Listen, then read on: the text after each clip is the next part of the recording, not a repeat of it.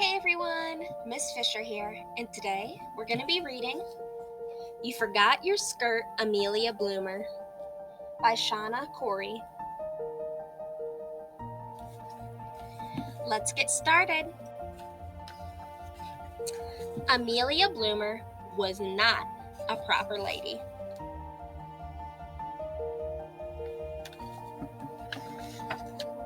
In fact, Amelia Bloomer thought proper ladies were silly. She thought it was silly that proper ladies were not allowed to vote. So she tried to change the laws so that they could. Good grief, people said.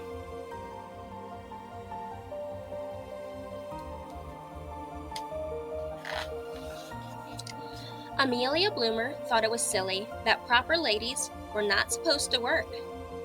So she started her own newspaper and went to work on that. She named the newspaper The Lily. It was a special newspaper all about women. She hired other women to work on it too. A shame, people said.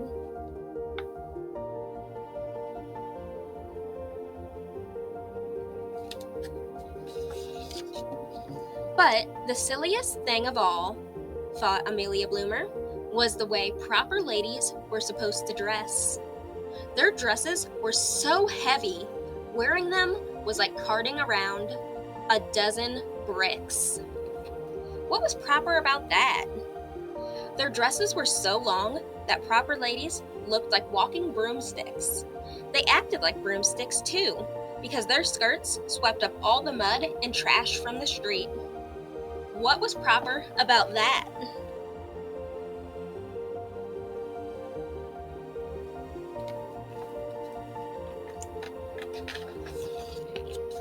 The corsets they wore underneath their dresses were so tight it was hard to breathe in them. Proper ladies were fainting at the drop of a hat. What was proper about that?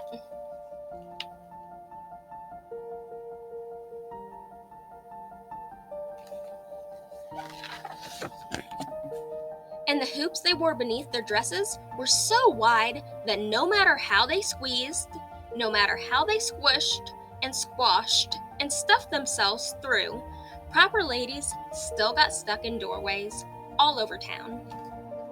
What in the world was proper about that? Even little girls had to wear proper dresses, so they couldn't run or jump or play. This has got to stop, declared Amelia Bloomer.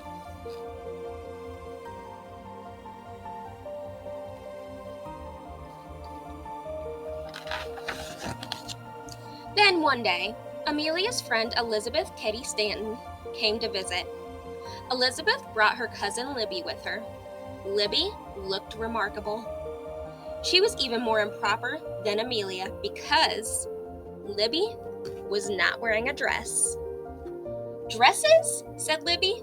Bah, how silly. Instead of a dress, Libby was wearing something that was not too heavy and not too long and not too tight and not too wide. It looked just right.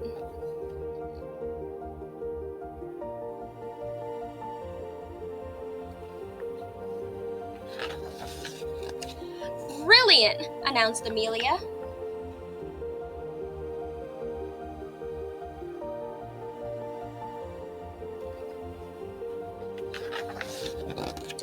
And she went right to her sewing machine and sewed a matching outfit for herself. And then she went out for a walk.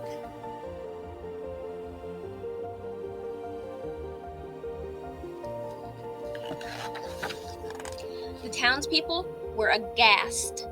Can you believe it? You forgot your skirt, Amelia Bloomer, called a little boy. Shocking, everyone said.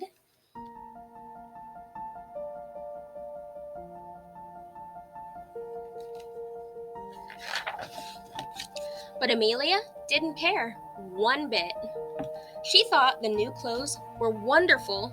She ran, she jumped, and twirled, and did all the things she had always wanted to do.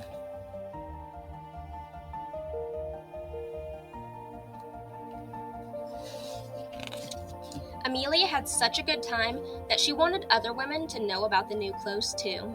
So when she got home, she wrote about them in the Lily. "Marvelous," said a lady from Boston. "I declare," said a lady from Charleston. "Where can I get one?" asked a lady from Baltimore. Pretty soon, Amelia had letters from women everywhere. They all wanted patterns so they could make the new clothes themselves. Some of them even wanted tips on what to wear with the new style.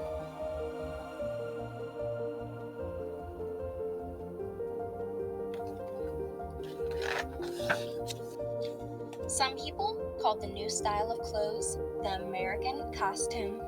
Most people just called them bloomers. Of course, not everyone liked bloomers. "Humph," said one very proper gentleman. "Balderdash," said another. "This can only lead to more rights for women," grumbled a third. Over time, bloomers went out of style. Proper ladies and gentlemen everywhere breathed a sigh of relief. "Thank goodness," they said. "Now everyone will forget this nonsense and things can return to normal." But did people really forget about Amelia Bloomer and her improper ideas?